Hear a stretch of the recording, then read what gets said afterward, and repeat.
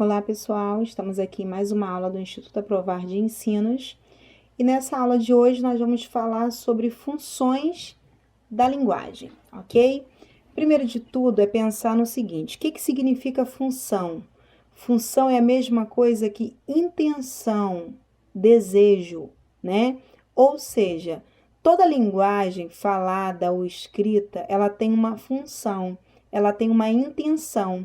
Qual é a intenção de um texto? Qual é a intenção daquele texto, daquela linguagem, né? Então, para entendermos isso, tá? Vamos pensar primeiro no seguinte: um texto, ele pode ter mais de uma intenção, mais de uma função. Mas de início, vamos pensar nesses exemplos aqui. Primeiro, o texto pode ter uma função apelativa ou também chamado de conativa, certo? Então, o que seria uma função apelativa ou conativa? É quando eu tenho aí um verbo no imperativo que indica ordem ou pedido. Se esse texto indicar ordem ou pedido, quer dizer que a linguagem é apelativa ou conativa. Bom, o que seria uma linguagem fática? Fática é quando eu tenho a função de estabelecer uma comunicação. Olá, bom dia, boa tarde, né? Tudo bem? Isso é uma função fática. Função referencial é quando o meu texto tem a função apenas de prestar uma informação. Por exemplo, choveu somente no sul do país. Qual a intenção desse trecho aí? É prestar uma informação, certo? Função metalinguística, a gente diz que é uma linguagem que explica a própria linguagem. Ou seja, nesse exemplo aqui, ó, a palavra grama é masculina quando refere-se a peso. Ou seja, eu estou definindo o significado da palavra grama, ou seja, eu estou explicando aqui a linguagem. Então, nesse caso, esse trecho aqui, ele é metalinguístico, ok?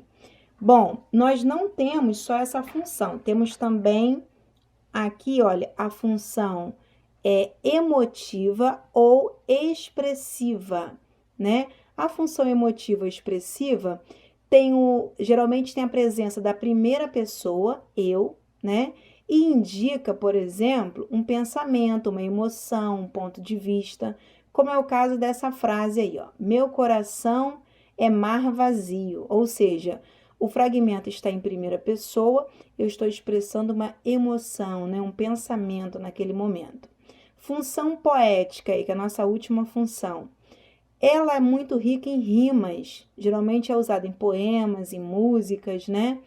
Exemplo: amor é fogo que arde sem se ver, é ferida que dói e não se sente, é um contentamento descontente. Repare que aí é uma poesia, né? Eu estou, no caso, usando rimas, né? E não tem aí necessariamente a primeira pessoa, como é o caso de função emotiva. Então tem que ter muito cuidado aí para não confundir emotiva com poética, ok? Bom, importantíssimo aí em função da linguagem, um texto ou um fragmento deste texto, nós podemos, nesse fragmento ou nesse texto, nós podemos encontrar mais de uma função da linguagem. Porém, é preciso perceber a que predomina, ou seja, em um texto, não obrigatoriamente eu vou ter apenas uma dessas 6 funções aí citadas. Eu posso ter 2, 3, até todas essas funções. Porém, eu tenho que saber identificar qual é a função da linguagem que mais predomina, ok? Então, aí nossos alunos vão receber esse resumo e exercícios para treinar. Até a próxima!